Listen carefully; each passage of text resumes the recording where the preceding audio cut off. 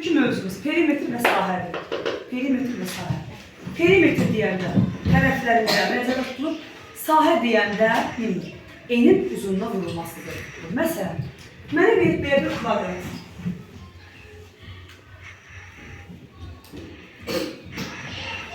Məsələn, burası deyək ki 4-dürsə, kvadratın üstündə bərabər. Burada 4'dür. Burada 4 santimetrdir. Burada 4 santimetrdir. Deməli, indi mən bu perimetri tapan nə yazıram? P bərabərdir. Tərəflərin cəmliyi ilə. Bəli, neçə dənə 4'üm var? 4 dənə 4'üm var, bilirəm 4 4'üm. Amma bunun bütün qaydalarda, düzbucaqlı da bütün dənələr bir-birinə vura bilərəm, yox, xeyr. Orada olmayacaqdır. Orada tərəflər ayrı-ayrı, yalnız qarşı tərəflər bərabərdir. Ona görə biz qarşı tərəflər bir-birinə 2 vuraraq gələcəyik. Məsələn, indi sayıya gələcəyik. Məsələn, düzbucaqlıdır. Diqqət məndə olsun. Düzbucaqlı. Məsələn, burası 1, burası 1, 6, burası 1, 4, burası 1, 6. Mən burada bütün tərəflər bərabərdir deyə nə edə bildim? Yəni 4 4'e vura bildim. 4 dənə 4'üm var idi. Amma burada 2 dənə 4'üm var, 2 dənə də 6'ım var. Niyə bilərəm? Perimetr tapanda P bərabərdir. Cəmləyə bilərəm bir yolu. Məsələn 4, üstə 4, üstə 6, üstə 6. Bərabərdir. 4 üstə gələndə 8, 6 üstə 6 gəldi. 12, 12 üstə 8 gələndə 20. Bəli? Bəli, 12 üstə birinci altına tutulacaq. Fark etmiş. 20 nə? Santimetr. İndi başqa yol, başqa cür nə cür edə bilərik desəniz. Məsələn, çox vura bilərik.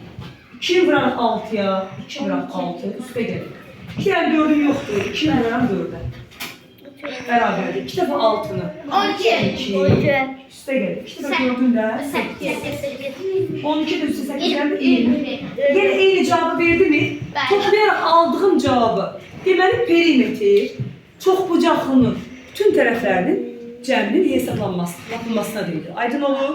Sahə isə fiqurun, bizə verilən fiqurun eninin uzunluğuna vurulmasına deyilir sahə. Sahənin düsturu belədir. Sahə bərabərdir. A vurulsun 1. Məsələn, desək ki, kvadratın sahəsini tap, enine vuracağım uzunluğuna. Enim nədir? 4. Vuracağım 4 vurulsun 4. Bərabərdə 16 santimetr. İndi desək ki, yaxşı düzbucaqlının sahəsini tap. Gəl, qulaqsın sən. Düzbucaqlının sahəsini tap desə, 4'ü vuracağım 6'ya. Enim vuracağım uzunluğuna. Burada fərq edir, bir siyah fərq edir. Çünki kvadrat tərəflər bərabərdir, amma düzbucaqlıda yalnız qarşı tərəflər bərabərdir. Bu qarşı ilə bu qarşı, bu qarşı ilə bu qarşı. 4'ü vuracağım 6'ya. Eni vuracağım uzunluğuna. 4 dəfə 6'ya geleceğim 20 santimetr. Və vurulanda bu santimetrlər olur nə? Kvadrat. İndi deyək ki, kvadrat santimetr. Kvadrat millim, kvadrat metr. Necə yazılır? Bax belə. 2 dənə fiqur. Ancaq sahədə olur. Eni uzuna vuranda məsələn 4'ü vurdum 4'e. Elə bir neçə? 16 santimetr. Başından bir 2 vuracağım. Niyə? Çünki endə sahədə eni uzunluğuna vuranda santimetrədə kvadrata yüksəlir. Kvadrata yüksəlmək nədir? Yəni üzərində 2 qoyulur. Yəni santimetr vurdum, oldu kvadrat santimetr. Aydındır. İndi gələk, məsəl üçün deyirəm ki, burada 4'ü vurdum 6'ya. 4 santimetr vurulsun. 6 santimetr sahə düsturuna görə də buna nəzərən. Bərabərdir. 24 santimetr yox. Nə? Kvadrat santimetr. Yəni başında bir də ikisi olur. Bu yalnız hara şamil olunur? Hansı hissəmizə? Eni uzunluğuna vurulan. Yəni sahə düsturunda hər zaman üstündə nə olur? Kvadratı olur. Məsələn, bunlar metr ola bilər. Məsələn, metr bıraq, metr. Olacaq nə? Kvadrat metr. Aydın olur. Deməli, bütün fiqurların tərəflər cəm deməkdir, perimetr. Sahəni də başa düşdük ki, sığ düsturundan göstərilir. S bərabərdir. A vurulsun B. Yəni A, B o deməkdir ki, məsələn, enin uzunluğuna vurulması. İndi, məsələn, nümunə göstərik. Məsələn, bələdçidən bir dənə nümunəni göstərim.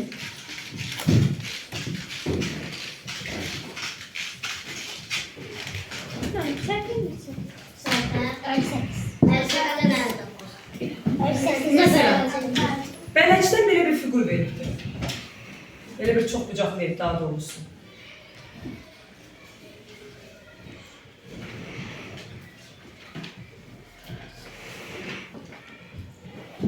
Baxın, bu hissəsi olacaqdı 5 sm. Bu hissəsi 9 sm. Bu hissəsi 6 sm.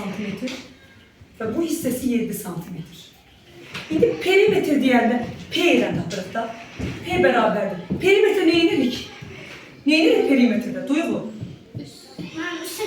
Bütün tərəfləri cəmləyirik. Niyə danışmırsınız? Nə edirik?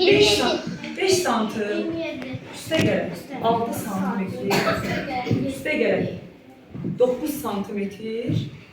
Üstə gələk 7 sm. Ne cəmləyək? 5'in üstüne 6, 11, 11 9 gələndə 20, 20 üstü 7 gələndə 27 santimetr. 27 santimetr. Başka bir figurda, məsəl üçün, yerinizdə müstəqil işləyə bilərsiniz. Bələdçidən müstəqil işləyə. Bir dənə bu figurda izahatını verib, keçək, bir də bir qayda verilir. Deyir ki, perimetrləri bərabər olan figurlar, fərqli figurlar ola bilər. Perimetrləri bərabər olan figurlar deyir, fərqli figurlar ola bilər. Binnur, diqqət məndə olsun.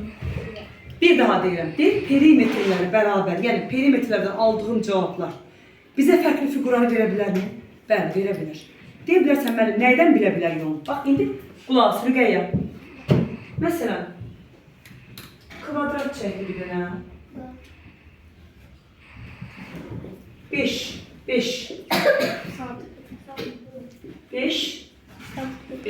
Kvadratın üstlərlə bərabər də bildiyimiz qaydasını, değil mi? İndi 4 dənə bir şey nə elədir? 20. Kvadratın perimetrləri cəm, yəni bütün tərəfləri cəm, perimetri 20 santimetr oldu. Bunu deyə bilərsən mənim, burada bütün tərəflər bərabər oldu və mən perimetr 20 alındı. Başqa figurda alına bilməz 20. Niyə alınır? Fərqli bir figur götürür, məsələn, düz bucaqlı götürür. Düz bucaqlı götürür. Bura olsun məsələn 8, 16. Arsa o bir tərəflərdən. Bax, biraz çox belə böyük alandı. Gəlin götürən buranı yaxşı, 6. 12. İndi digər tərəfə, qarşıda da bərabər olaq. Necə götürə bilərəm ki, 20 cavabını alın? 4. İndi bunların perimetrini cəmləyək. Bax, belə 2 tərə 6, 12. Üstə gələk, 4 tərə 4'ün. 2 dənə 4'ün 8. Bərabər edər neçə? 20 santimetr. Uşaqlar, düz bucaqlının perimetri 20 oldu. Kvadratın perimetri 20 oldu.